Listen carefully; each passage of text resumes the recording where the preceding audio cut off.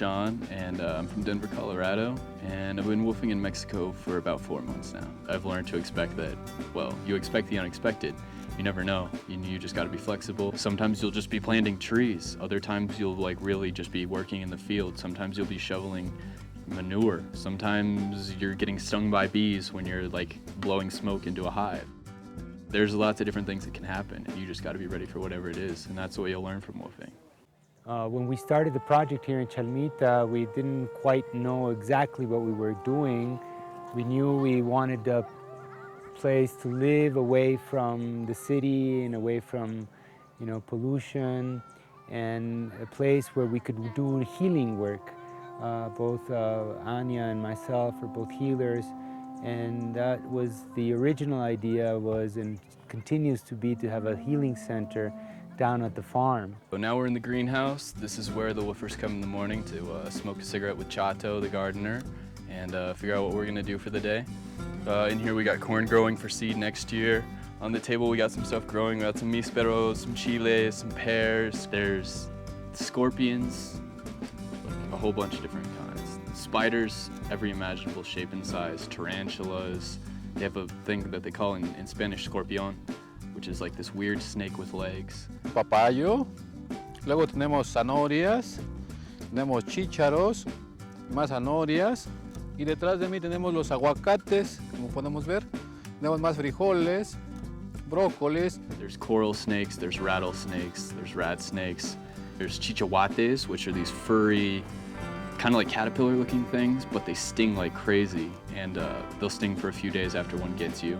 Organic, shade-grown coffee. There's a ton of coffee plants here.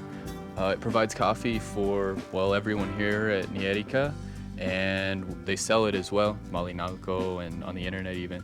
There's yupos, which are these alien-looking grubs that destroy crops. Every week we'll pick about 30 kilos of avocados and go down to a local market in the town of Malinalco, which is not very far from here.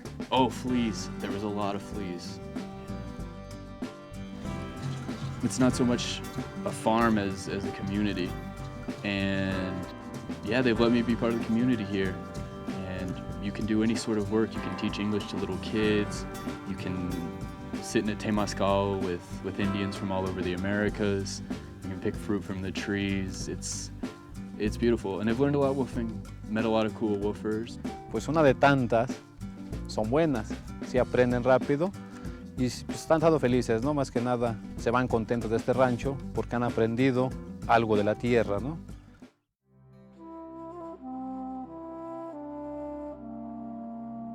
My name is Alham Shahidi. This is my farm, Finca Los Tres Mundos. We basically started this farm in February of this year. We bought the land in June, and we've been working on it. Eventually we want to turn it into a permaculture farm. Here we've got our guest cabin. It's made with clay that we harvested. We've also built a fuel-saving stove. We are working on our house, which is up there. We're building it mainly out of just cinder block. We're using also the recycled bottles in the house. And just last week we built a shelter, a little standing stall for the donkeys, which also the volunteers have helped us with all of those projects. I think that WWOOF is a really good program. I was a WWOOF volunteer myself, so I learned a lot from it, and I think that it can be a very good experience for people who want to see what it's like to live off the grid in a different country, in a place that's, not in a city, because a lot of the people, they don't have experience with that, and it's a good, safe environment for them to learn different skills and what it's like to live in that different way. We've had a lot of woofers from different places. Most of them come from the US and from Canada, and not everyone stays.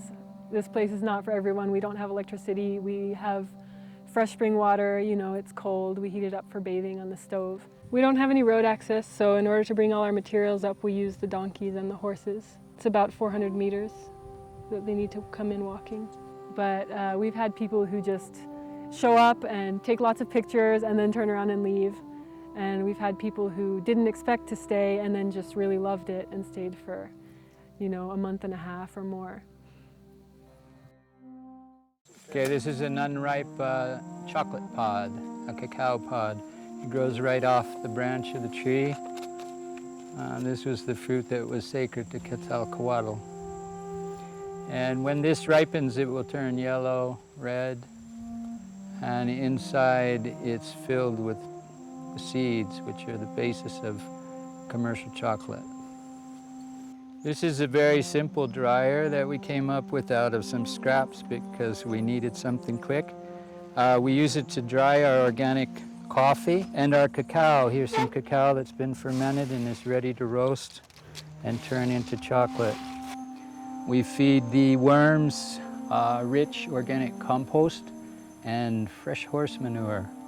And they take that and turn it into a very nice black soil, which is pH balanced, very nutritious, and very good for growing vegetables. Once a hen sees enough eggs all in one place, she gets excited and decides to sit on them. So that's what we're waiting here. We need some new chicks. So this should give us, don't count them before they hatch, but we should get a few out of this.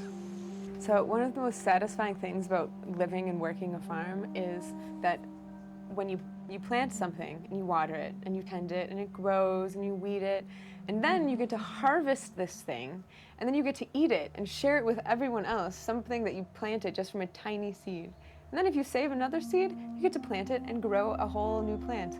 It's amazing to watch like this cycle go and continue. It's really encouraging. And a lot of people seem to find something that seems to be missing in the modern society and the modern culture that has grown up in the last 50 years, where people have left the farms and left being involved hands-on in their own food production.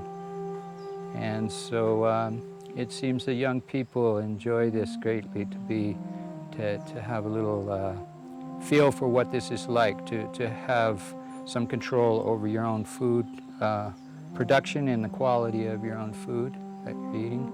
Nowadays, with so many compromised things in the marketplace, it's difficult all the time to find fresh, clean, organic food that is pesticide-free.